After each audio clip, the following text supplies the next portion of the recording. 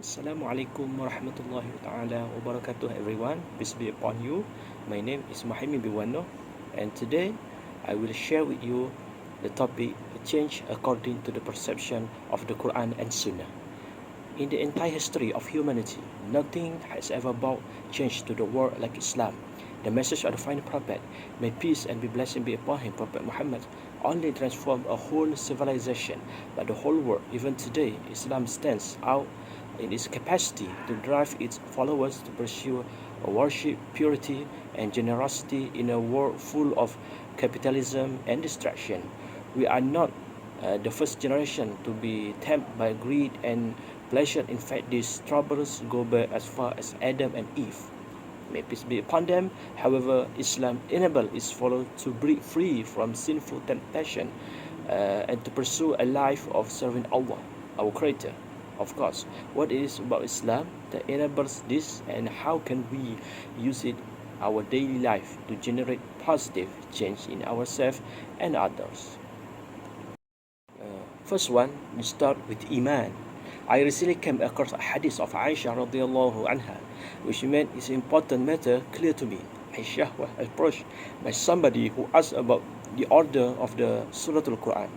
She replied, the first thing that was relieved was Surah Al-Mufassal, and it was mentioned paradise and fire. When the people embraced Islam, the verse regarding legal and illegal things were revealed. If the first thing to be revealed was do not drink alcoholic drinks, people who have said we will never leave alcoholic drinks, Sahih al-Bukhari. And then Surah Al-Mufassal referred to a collection of surah in the Quran, and a major theme in the surah is the importance of Iman and secure our place in the hereafter. Only after people begin to embrace Islam were the surah and the details, the halal and haram, are revealed. Aisha wisely explained that this is because without Iman, people will never give up those things which they are addicted to, such as drink alcoholic, even if they were told to do so. Knowledge that you should change yourself isn't enough. You must believe that you need to change yourself. This is belief come from certain faith in Allah and in His day of judgment. Secondly, willingness to accept fate. The majority of people are afraid that the test will befall them, so they say this is a bad luck. In fact, this is a test that will befall every creature created by God, including animals and the messenger of God, even us, even everyone. God tells us to be patient and overcome the problem without oppressing anyone and without following emotions. And thirdly, good deeds follow Iman. As we reach our own Iman, our good deeds flow more naturally from our hands with Allah's permission. Our good deeds will become solely for His sake, and this deed will bring us closer to Jannah. In Surah Al-Insan, Allah described the people who will attain Jannah in the following way. They are those who fulfill their vows and fear day, a day whose evil will be widespread, and they will give food in spite of love for it to the need, the orphan and the captive, saying, we feed you only for the countenance of Allah. We wish not from you reward or gratitude. Allah recognizes that humans have a love for this world, but that the true believers are those who worldly temptation is overcome by fear of the day of judgment.